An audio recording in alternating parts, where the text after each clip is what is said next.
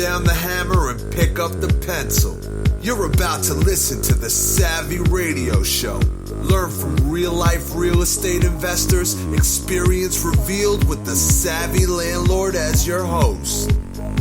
Ladies and gentlemen, boys and girls, savvy investors around the world, I'm here live in the boots on the ground, working with my boy, Wholesale King Thomas Morgan in a new market. Did me a solid, drove down to the depths of the trenches. This does remind you back 10 years. How long you been doing wholesaling?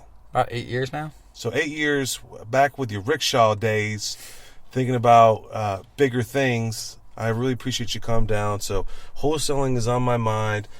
And we're doing the Naked series. But this is not a Naked series episode. It's about wholesaling and about marketing. Tell me about the wholesaling that you're doing now. What's working? What wasn't working?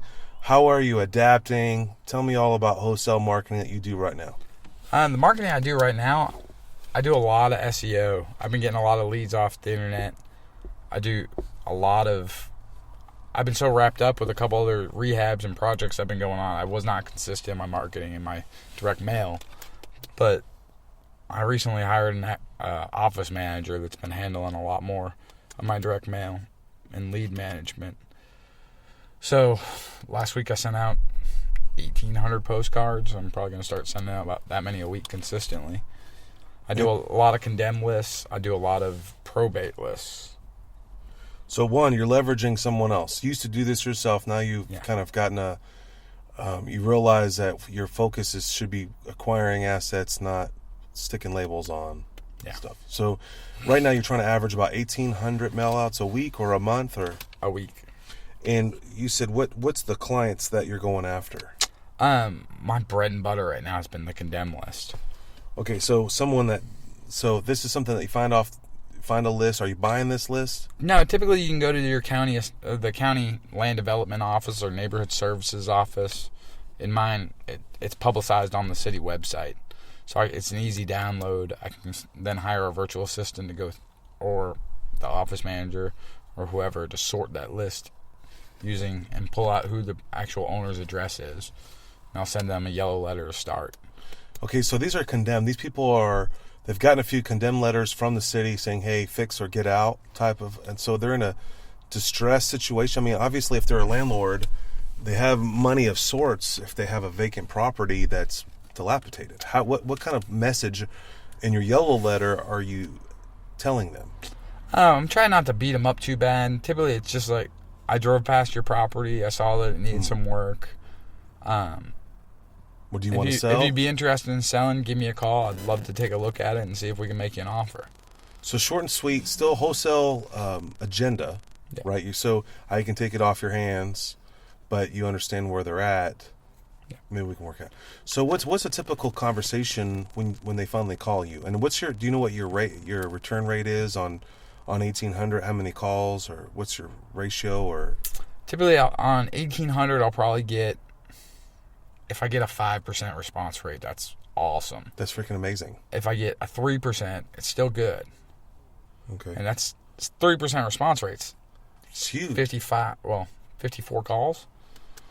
It's also 3 times what typical 1% marketing does with just random absentee lender, owners. Well, so condemned seems a little bit more stronger to go after. Is that why you're going after them? Well, think about this. It's either an asset or a liability.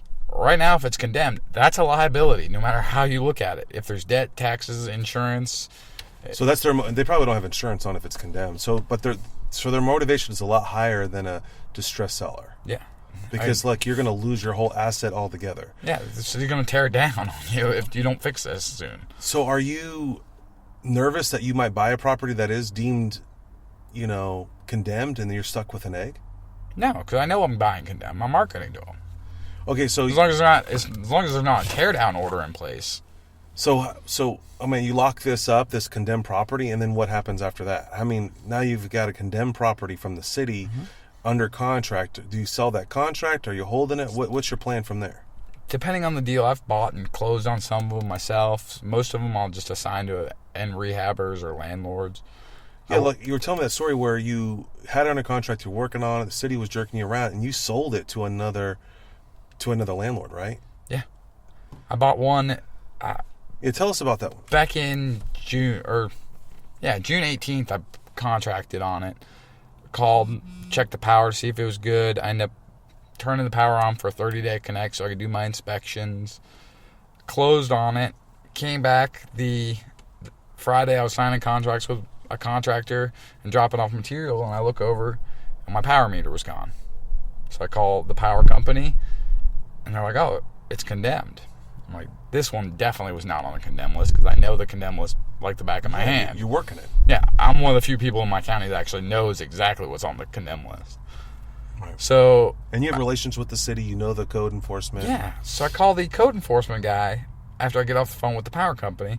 I'm like, "Hey, Zach, I got kind of a problem. I'm not really sure what to do. I bought this property." He's like, "Oh, yeah, I condemned that back in May." I was like, "Zach, no, you didn't. Mm-hmm. You definitely didn't. I know the signs of a condemned property. It wasn't on the public list. There was no signs on the front door. It wasn't boarded up.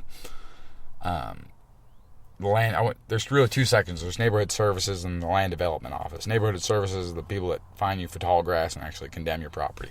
The land development office actually issues building permits and things like that. So, in my market, once it goes on the condemned list, you have to bring it up to code and get a certificate of occupancy to bring it up. So, go down to the land development office because I was going to pull permits to update this thing anyway. They got no record of it being condemned. The power company has no record of it being condemned. The only people that have any record of it being condemned was the neighborhood services. The ones that can just manufacture. Yeah. This document. Yeah. So I call them. I'm like, "Zach, I got a problem." He's like, "Oh, I condemned it back in May." I'm like, no, you didn't. I went round and round. They wanted me to pull full electrical permits and bring everything up, and it just wasn't in the budget. I'm like, "Zach, you know me. I would have bought that property for half of what I paid for it if it was truly tagged condemned." Sure. Because you're taking the risk. Yeah, because I'm taking huge risk and liability. I got to update all the mechanicals of it. Absolutely. So you're frustrated. You went down to the city. You even went to the courthouse, didn't you? Oh, I escalated it to the power company legal department. I escalated it to the mayor. Escalated it all the way. And they were going to work with me, and then they issued me a temp power pole, and then the neighborhood services guy went and pulled my service line and pulled the meter again. I got pissed off and boarded it up and just wholesaled it off. Right. And you still yielded a profit, though. Oh, yeah, because I bought right the first time, but right. I would have bought better if I known it was tagged condemned. So this condemned list, who was the guy that bought that property? What was he like? What was his business model? Was he a large, small, new guy, rookie? Reasonable guy. He bought it for the cash flow. So he's going to put the money in to fix it up? Yeah. And then he's just going to like a ghetto rental? Yeah. He's just going to try to put it on a Section 8 program and get a guaranteed rent. Absolutely. All right, so that's your main force of marketing right now as direct mail, condemned owners. What else have you found favor in that you would go to if money wasn't an issue or time wasn't an issue? What would you go to? I love bandit signs. Some of the best.